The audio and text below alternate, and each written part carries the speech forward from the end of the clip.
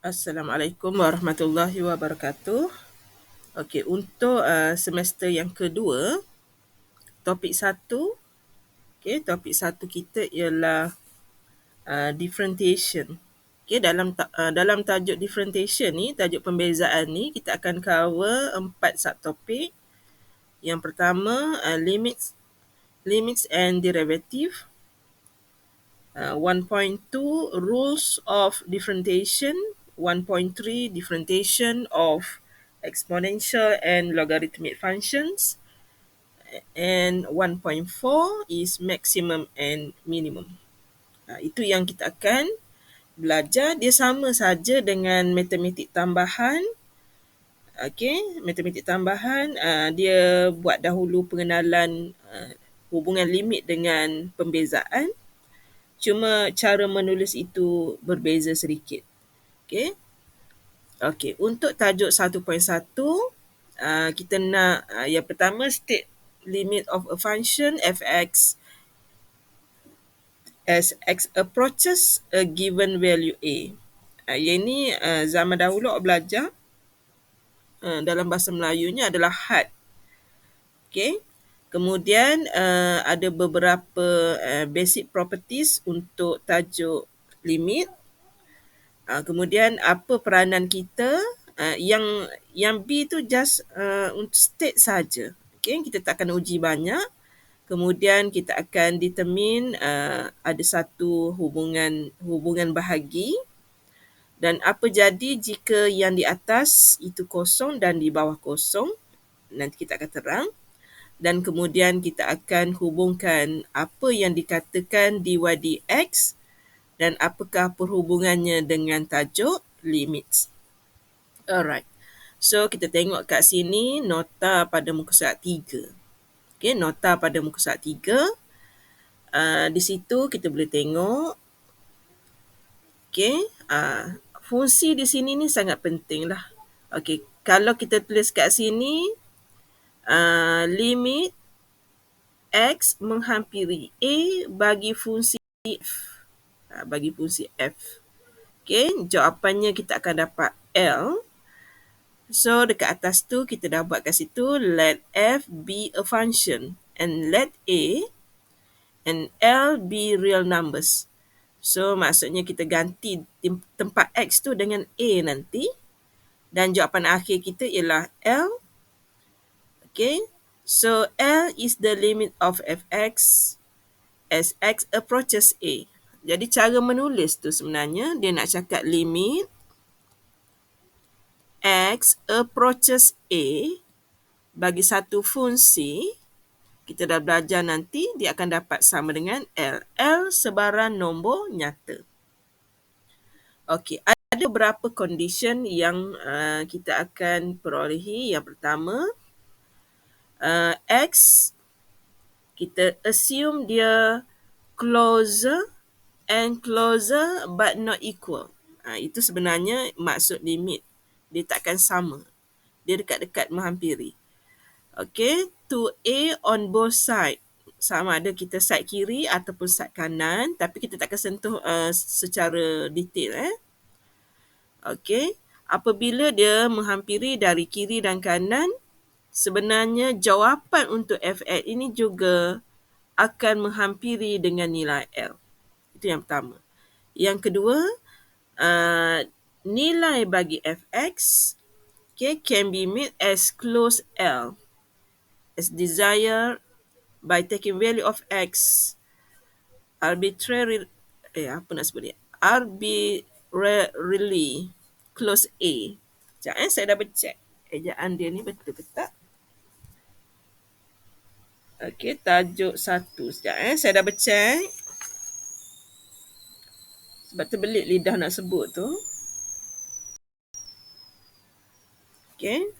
So, dia punya maksud macam ni. Kita tengok example 1.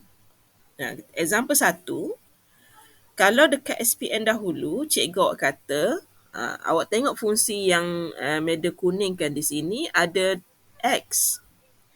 Zaman sekolah, cikgu kita kata, terus ganti nilai X tu dengan 1. Yang itu yang dimaksudkan oleh nombor 2 tadilah. Okey, so kalau saya ganti, saya akan dapat 1 tolak 3, negatif 2 tambah 4. Jadi jawapan saya nanti nilai L ini adalah 2 ataupun dekat-dekat sangat dengan 2. Itu yang kita belajar dekat SPM. Kemudian macam mana kita nak terang dalam bentuk jadual. Okay, jadual. Okey. Sekejap, Madam ambil kalkulator di situ.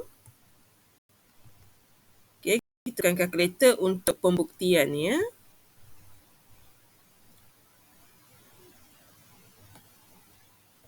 Okey. So ready, saya nak ajar membuktikan dengan menggunakan kalkulator. So nilai kita yang ada ialah X kuasa 2 tolak 3X tambah dengan 4. Saya akan uji dari kiri dahulu. Nombor yang dekat-dekat dengan 1 saya uji jauh dulu 0.9. Okay, 0.9. So kita akan dapat jawapannya ialah 2.11. Saya rapatkan lagi nilainya 0.99 semakin hampir dengan 1 tapi belum cecah 1. Saya dapati jawapannya ialah 2.0101.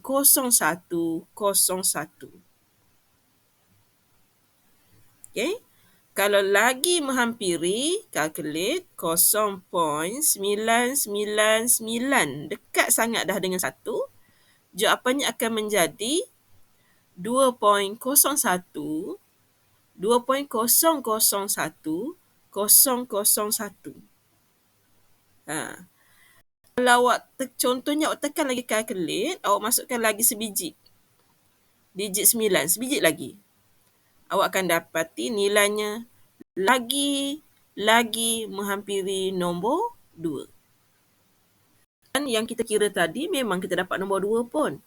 Cuma soalan kata tadi dia bukannya exactly nombor 1, tetapi Meda ganti tadi dengan dekat-dekat dengan nombor 1.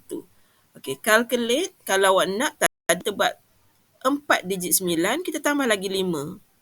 1, 2, 3, 4, 5. Kalau nak lagi tambah 1, 6. Okey, tengok jawapannya. Lagi menghampiri nombor 2. Itu Madam uji dari kiri. Boleh juga nak dari kanan. Okey, kalau kita cuba 1.1, nilainya kita akan dapat 1.91. Dah dekat dah, kalau kita bonda dapat 2. Dah dekat, tapi kita nak cuba ganti lagi dekat, 1.01. Oh, lagi dekat. 1.9901, lagi dekat. Calculate 1.001. Lagi dekat. Okay, kalau awak tekan calculate 1.0000001 contohnya, iaitu kalau kita tengok kita dah boleh jadikan X ni adalah 1 lah sebenarnya sebab dia jauh sangat nombor kosong tu. Kita tekan sama dengan. Okay. Sehingga kita boleh katakan nilai yang kalaulah Madam menggantikan dekat lagi, nilai X tu dekat lagi dengan 1, tak kisahlah dari kiri ke dari kanan ke, nilai L yang kita dapat sangat-sangat menghampiri nombor 2. Itu yang diceritakan dekat condition ni tadi. Dekat sini A dengan B ni, itu yang dia ceritakan. Okay. Yang Madam buat tadi, closer and closer but not equal. Yang tu yang tadi Madam buat ujian titik. Okey, kemudian so kita tengok the behavior of the function. Okay, bila nilai x near x equals to 1 can be determined from a table value. So kita akan tengok apabila nilai x, okay, apabila nilai x approaches 1, nilai fx akan approaches 2. Yang nota kita tadi L. Yang itu kalau kita tengok dari segi table. Bagaimana pula kalau dalam bentuk graf? Okay, dalam bentuk graf, Kita boleh buat graf lengkung dan kita nak kaji titik 1 di sini. Okey, bila nak kaji titik 1 di situ, kalau awak naikkan graf ini ke atas, dekat-dekat dengan dia, sama ada awak buat dari kiri, ini dari kiri, ataupun dari kanan. Okey, dekat-dekat dengan nilai itu memberikan nilai Y kita adalah 2. Di sini. Okey, itu pengenalan dia. Kemudian kita masuk kepada basic properties of limit. Untuk basic properties of limit, okey, yang pertama kita kena tahu tentang constant rule. Okey, constant rule apabila limit kita nak gantikan nilai X tu dengan 5, kita nak gantikan nilai X tu dengan 3, tetapi dalam fungsi kita tidak ada nilai X.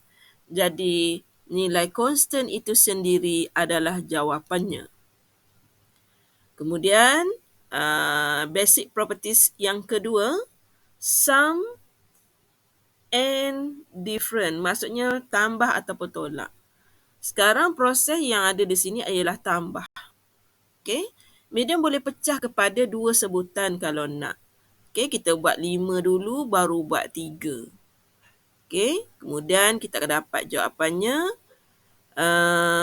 Di sini ada huruf X. Okey, di sini ada huruf X dan median gantikan X di situ dengan 3. Di sini constant, jadi dia follow yang di atas tadi. Maka dapatlah 5 tambah 3, jawapan kita adalah 8.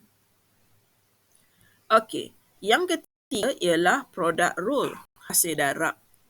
Kita yang pertama, kita boleh pecah, ada 2 di situ. Yang pertama kita buat 5, lepas tu kita buat yang seterusnya, kita ambil kisah tentang limit untuk X. Cuma untuk yang biru itu, okay, yang biru tadi kita ambil jawapan yang pertama tadi, jawapannya 5. Kemudian yang kuning itu meda gantikan nilai X di sini dengan 3. Itu yang dapat 3 di situ. 5 darab 3, 15. Tetapi masa kita buat latihan, benda ni semua kita tak sedar. Okay, kita tak sedar. Kita dah terhafal dan itu menjadi tabiat kita. Jadi benda tu jadi tak susah. Okey, basic properties seterusnya. Yang keempat, untuk proses membahagi. Tapi membahagi ni yang di bawah memang tak boleh bersamaan dengan kosong. Sebab dalam matematik kan, kalau 1 bahagi kosong, dia tak mampu nak kira. Okay? Sebab itu bawah tak boleh kosong. Jadi yang di sini, kalau kita tengok di sini, 5 bahagi dengan X ni, median boleh buat yang di atas dahulu. Okay, dapat 5. Kemudian yang di bawah ni, yang di bawah ni, median gantikan nilai X tu dengan 3. So, dapat 3. Terus dapat jawapannya. Tapi kalau kita nak cepat kan, kita buat sini, 5 tempat X tu ganti dengan 3. Terus dapat jawapan. Pun boleh. Okay? Pun boleh. Okay, kemudian untuk power rule. Okay, power rule pula. Kalau kita tengok ada kuasa kat situ, kita sebenarnya boleh menyelesaikan yang dalam ni dulu. Yang warna biru dulu. Dapat jawapan nanti kita kuasa 2. Yang biru ni duduk dalam ni dulu. Kita selesai dulu yang dalam tu 5 darab 3, 15. Okay, 15 tu baru kita kuasa 2, baru dapat 2, 2, 5. Okay. Tetapi pelajar bila dia dah mahir, dia terus buat limit X approaches 3, 5X kuasa 2 kan. Dia terus buat macam ni. Yang dalam tu 5 darab 3, 15. Tu dapat 2, 2, 5.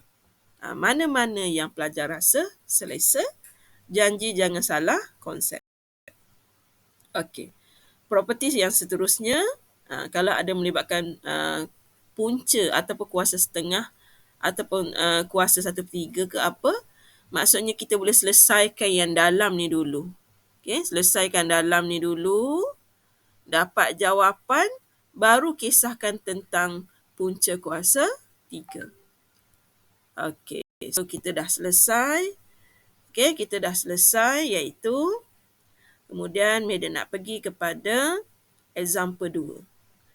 Okay, untuk example 2, Madam nak tunjuk dalam tajuk limit itu sendiri sebenarnya kita kena buat sesuatu apabila kita dapat yang di atas kosong, yang di bawah kosong. Kena buat sesuatu. Untuk contoh soalan 2 ni, apabila Madam gantikan nilai X itu dengan kosong, yang ini dengan kosong, yang ini dengan kosong, Madam akan mendapat bentuk IDF, iaitu indeterminate form. Bentuk tak tentu. Jadi kalau awak jumpa bentuk macam ni, tajuk differentiation, awak kena ingat, awak kena buat proses pemfakturan. Dan dia ada banyak proses. Cuma sesi ini kita hanya belajar tentang pemfakturan. Jadi bagaimana cara nak selesaikan? Yang pertama, limit X menghampiri kosong. Madam fakturkan X, so tinggal lagi X kuasa 2 tolak dengan 3 per dengan X. Dan Madam mematikan faktor yang sama. Mati. Lepas mati, Madam tulis semula apa yang terhasil selepas faktor itu mati. So, dapatlah X kuasa 2 tolak dengan 3. Dan barulah Madam gantikan nilai X tu dengan kosong kuasa 2 tolak 3. Madam dapat jawapannya ialah negatif 3. Ini kisah bila yang di atas dengan yang di bawah tu jadi kosong. Sebab dalam matematik kita tak boleh jadikan jawapan akhir kita kosong per kosong. Okey. So, boleh tengok kat mana Madam ada salah. Boleh betulkan. Tak ada masalah. Okey. So, kita dah siap contoh yang kedua. Okay, penerangan untuk yang ini Madam memang kena buat supaya pelajar ada kemahiran pemfakturan yang tinggi lain daripada yang ini. Kita abaikan dahulu untuk silibus baru ini. Memang kita tak tekankan sangat pasal conjugate. Yang penting adalah proses mematikan salah satu faktor yang sama, atas dan bawah. Okey, kita pergi kepada derivative of a function using the first principle. Jadi yang ini yang Madam kata dia berbeza sedikit dengan apa yang awak belajar di sekolah dulu, di mana awak tak guna benda ni lah. Okey, awak tak guna benda ni, awak guna tentang del tu lah.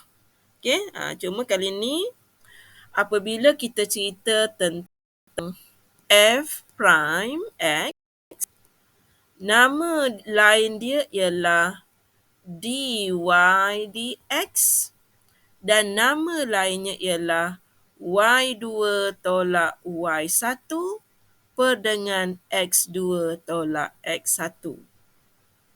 Nama lama dia. Okey, kemudian apabila kita nak cerita tentang titik. Titik pertama kita ialah fx. Dan nilai X dia adalah X. Ini titik pertama. X. So, sekejap Madam minta kebenaran nak tukar warna lah. Koordinat yang pertama. Okey. Koordinat memang kita kena tulis lengkung. Titik kita yang pertama X. Dan nilai Y ialah Fx. Cara menulis. Madam ada titik yang kedua. Titik kedua berlaku perubahan terhadap X sebanyak H. So, titik dia akan menjadi X tambah dengan H. Begitu juga dengan paksi Y kita akan menjadi F. Dan di sini akan menjadi X tambah dengan H. Dia adalah sama. Kalau di sini tentang X, fungsi pun fx. Kalau tajuk di sini ialah x tambah h, awak boleh tengok dekat f dia tu. Isi dalamnya juga adalah f tambah h. Jadi untuk mencari kecerunan, okay, kita akan buat y2 tolak y1. Okay. Y2 kita f, x tambah dengan h, tolak dengan y1 kita adalah fx, per dengan, okay, x2 kita x tambah dengan h, tolak dengan x1. Apa berlaku di sini? Yang ini ni mati. Yang ini mati. Sebab itulah dalam rumus kita, yang di atas itu kita buat y2 tolak y1. Kenapa yang bawah tu kita dapat h sahaja? Kerana bila yang bawah ni dengan yang ini ditolak, dia habis. Tinggal h sahaja. Cuma untuk menyatakan bahawa perubahan yang berlaku itu sangat kecil, maka kita menggunakan perkataan limit nak menunjukkan bahawa perubahan h berlaku terlalu kecil sehingga menghampiri kosong. Boleh? Jadi inilah dia rumus untuk first principles. Okay, semoga jelas. Okay, kita tengok contoh 3A. Okay, contoh 3A. Yang pertama, kita dah ada titik yang pertama, so Meda akan tambah lagi titik Y2 kita. So tempat X telah berubah menjadi X tambah H. Madam kembangkan dia, dapat 3X, kembang lagi dapat 3H. Okey, sekarang Madam nak masukkan ke dalam rumus. Sama dengan limit H sangat-sangat kecil sehingga bersamaan dengan kosong. Nilai yang di atas 3X 3H itu Y2, tolak dengan Y1 kita ialah 3X, dan yang bawah tadi dia dah jadi H. Daripada situ awak boleh perhatikan bahawa 3X tidak mengandungi unsur H. Kita kena pastikan nilai itu hilang, pupus. Jadi apa yang tertinggal ialah, Madam tulis apa nilai yang tertinggal. Limit H menghampiri kosong 3H per dengan H. Dan di sini kesan daripada Madam ajar tadi, Madam harap awak mematikan faktor yang sama. Jadi awak akan dapat limit nilai H menghampiri kosong, tetapi nilai kat sini tidak ada huruf H. Jadi bila kita ganti secara terus, jawapan kita ialah 3. Okey, itu 3A. Okey, kita teruskan sikit lagi. Kita buat 3B. Okey, yang pertama, Madam mula membuat perubahan sebanyak H. Jadi Madam ada X kuasa 2 tambah 2X. Tempat X yang baru Madam tukar jadi X tambah H. X tambah dengan H. Madam cuba kembangkan di luar pengiraan supaya dia menjadi tidak complicated. Dia kembangkan yang warna biru dulu. So Madam akan dapat H kuasa 2 tambah dengan 2HX tambah dengan H kuasa 2. Okey, sekarang Madam ada di sini. Madam nak kembang yang warna kuning pula. Madam akan dapat 2X tambah 2H. Okey, Meda akan masukkan dalam rumus. F prime sama dengan limit nilai H menghampiri kosong, X kuasa 2 tambah 2 HX tambah H kuasa 2 tambah 2X tambah 2H dan Madam kena tolak dengan X kuasa 2 tambah 2X. Ingat kena buat kurungan di situ. Di luar ni memang H. Okey, yang pertama awak tengok ini tidak ada unsur H. Pastikan dia mati. Dia akan termati dengan dalam ni. Okey, kita cari lagi yang mana tidak mengandungi unsur. Yang ini ada H. Yang ni ada. Yang ni ada. Yang tak ada yang warna kuning ni. Ni 2X ini awak kena pastikan dia mati dan dia akan termati dengan yang ni. Jadi senang cerita, nilai yang soalan FX ni mesti mati. Okey, apa yang tinggal? Limit H menghampiri kosong, yang tinggal 2H X tambah H kuasa 2 tambah 2H per dengan H. Kalau Meda gantikan sekarang nilai H ini dengan kosong, kosong, kosong, kosong, Meda akan dapat kosong per kosong. Jadi sebab itu tadi Meda mengajar tentang apa jadi jika dapat kosong per kosong. Jadi awak kena tahu bahawa awak kena ada proses pemfaktoran. Okey, tinggal lagi 2X tambah dengan H tambah dengan 2 yang atas per dengan H.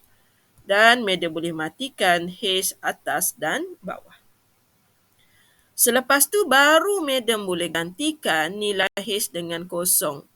So Madam akan dapat 2X tambah nilai H ganti dengan kosong tambah dengan 2.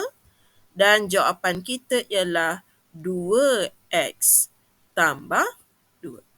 Inilah dia mencari differentiation, mencari pembezaan dengan menggunakan first principle. Sekian dulu video episod yang pertama. Nanti kita akan sambung dengan tajuk 1.2.